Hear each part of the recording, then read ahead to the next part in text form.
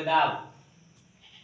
শুন রে বাবা, একটা 5-6 বছরের মানে ছেলে ছিল, তো ওর বহুমূত্র রোগ হয়ে গেছে।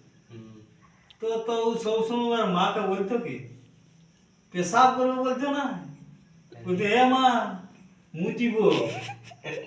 তো এমন হয়ে গেছে না, মানে মেয়া লোকটা সেই লজ্জায় পড়ে যায় 5টা লোকের সামনে যখন বলে এ মা মুচিব, তখন জিনিসটা কেমন হয়।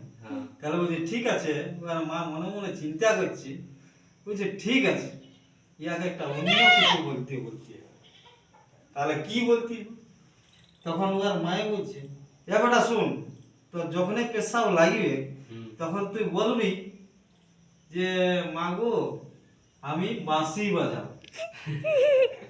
মা গো আমি বাঁশি বাজাবো, বুঝলে। তাহলে ওই পেশাব লাগলে বলে মা গো আমি বাঁশি বাজাবো, এবার মা বুঝে যায়, চলে যায়। হ্যাঁ সঞ্জয় একদিন কি হয়েছে জানিস, মামা আবার চলে গেছে, ছেলেটা ছেলের মা। তো যায়, যখন রাত হয়ে গেছে খাওয়া দাওয়ার পর, বলছে আমি একটুকু, বলছে মা গো আমি দিদির সঙ্গে ঘুমাবো। বলছে যা তো ঘুমাবি। তাহলে এখন দিদির সঙ্গে ঘুমাচ্ছি। রাত যখন 12টা 1টা হয়ে গেছে, তখন ছেলেটা জোর মানে পেশাব হয়ে গেছে। তখন ওরা দিদি বলছে এ দিদিমা আমি একটু বাঁশি বাজাবো। বলছে এ দিদিমা আমি একটু বাঁশি বাজাবো।